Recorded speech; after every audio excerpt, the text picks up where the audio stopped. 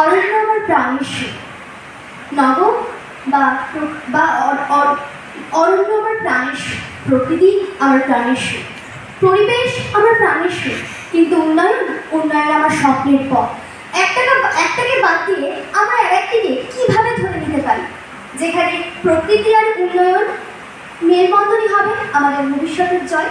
এটাই হচ্ছে আমার মূল কথা। শুরু করছি আমার আজকের বক্তব্য। সম্মানিত সভাপতি মহাশয়, শ্রদ্ধেয় বিচারক মণ্ডলী, সম্মানিত শিক্ষক শিক্ষিকা এবং উপস্থিত সকলকে আমার আন্তরিক প্রণাম ও শুভেচ্ছা জানাই, এবং এখানে উপস্থিত আমার সম্মানিত পক্ষবাদী এবং আমার বিপক্ষবাদী সকলকে জানাই ভালোবাসা ও শুভেচ্ছা। আজকের বিতর্কের বিষয় হলো প্রকৃতি ও পরিবেশ, অর্থাৎ প্রকৃতি বনাম পরিবেশ। আজকে আমি এই বিতর্কে উন্নয়ন অর্থাৎ উন্নয়নের পক্ষে বলছি এবং প্রকৃতির বিপক্ষে বলছি। আচ্ছা, প্রথমেই বলে দিই আমি কেন উন্নয়নের পক্ষে বলছি। কারণ উন্নয়ন ছাড়া কিন্তু একটি দেশ কখনোই এগোতে পারে না।